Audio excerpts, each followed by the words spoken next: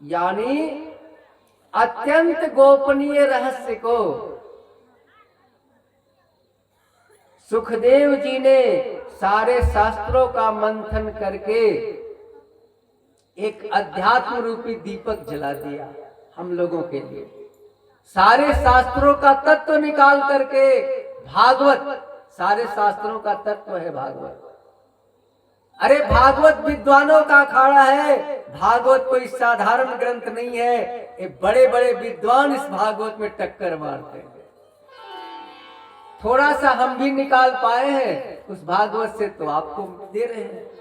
भागवत कोई साधारण ग्रंथ नहीं, विद्वानों का अखाड़ा, सारे ग्रंथों का तत्व है, निचोड़ा हुआ वो तत्व है सारे ग्रंथों का। अध्यात्म दीपक है। जो भटके हुए संसारी है उसको रास्ता दिखाने के लिए वेद व्यास जी ने उस दीपक को जला दिया। अरे संसारियों, इस दीपक के रास्ते से जाओ, मंजिल मिल जाएगी। वही श्रीमद् भागवत महापुराण की कथा आपके बीच हो रही है। जब सुखदेव जी भागे जा रहे थे जंगल की ओर, तो पिता वेद व्यास, अरे बेटा रुक जा रुक जा, कम से कम 4 वर्ण का शिक्षा तो थोड़ी ले ले। 2 मिनट के लिए सुखदेव जी ठहर गए और तब बोले, पिताजी प्रणाम। आप 4 वर्ण की शिक्षा देना चाह रहे हो? हाँ बेटा। बोले, पिताजी ये ब्रह्मचारी, गृहस्थ, वानप्रस्थ और संन्यास, यही 4 आश्रम है।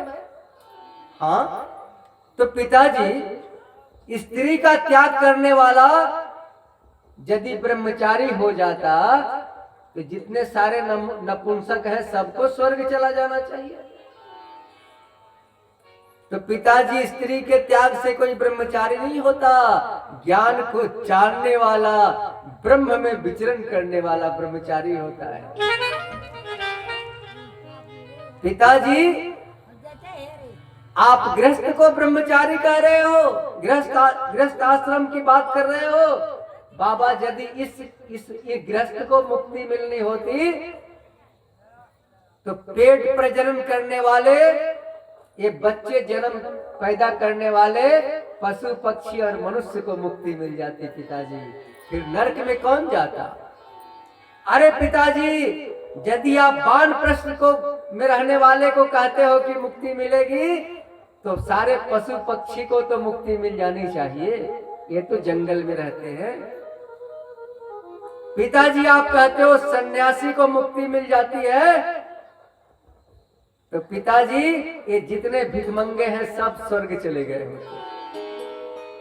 पिताजी, जानते हो मुक्ति कैसे मिलती है? तो वेद व्यास जी ने कहा, बोल बेटा, मुक्ति कैसे मिलती है?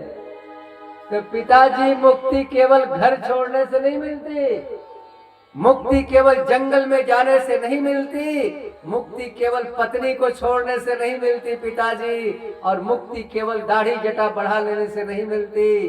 बेटा, कैसे मिलती है?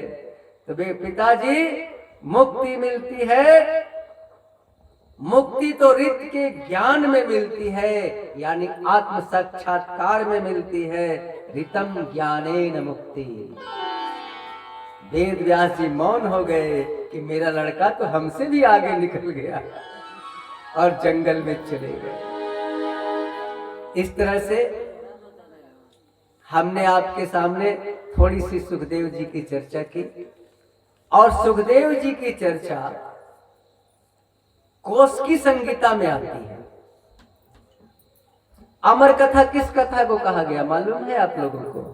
मैंने अगले साल तो बताई थी। किसको पता है अमर कथा किस कथा को कहा गया?